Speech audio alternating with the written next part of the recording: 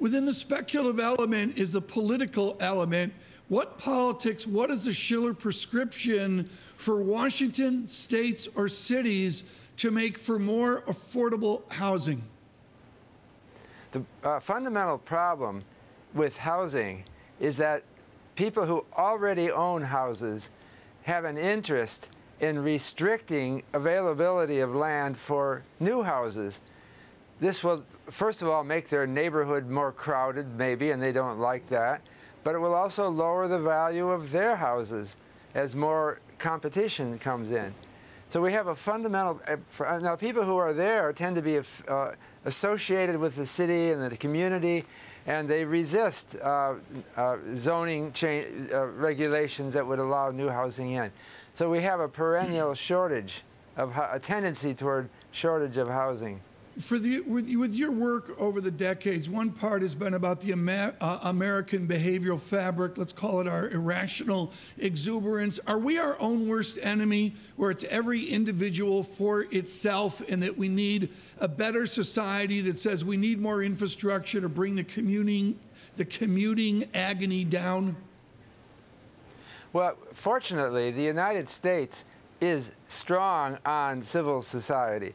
We have overall, a good attitude toward each other.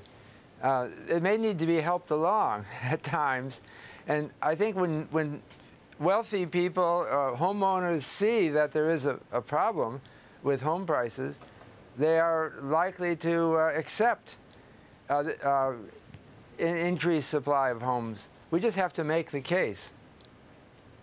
All right, Professor Shiller, what's the case for the UK? How do you fix London? And when you look at this ranking, there are very expensive cities. You mentioned Hong Kong, for example. That was one of the top, if not the top.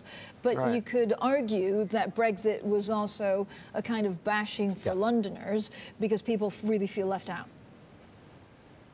Well, the problem that we're seeing around many places in the world now is that cities left to their own limited civil society will limit entry of new builders. Prices will go up. Only wealthy people then can live in the cities.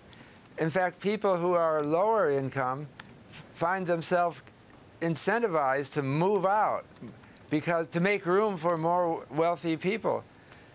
This is a dynamic that we've seen in many. You mentioned London or Hong Kong. This is now, fortunately, these cities do have public housing. Hong Kong has a lot of it, but it still comes across as a very expensive place.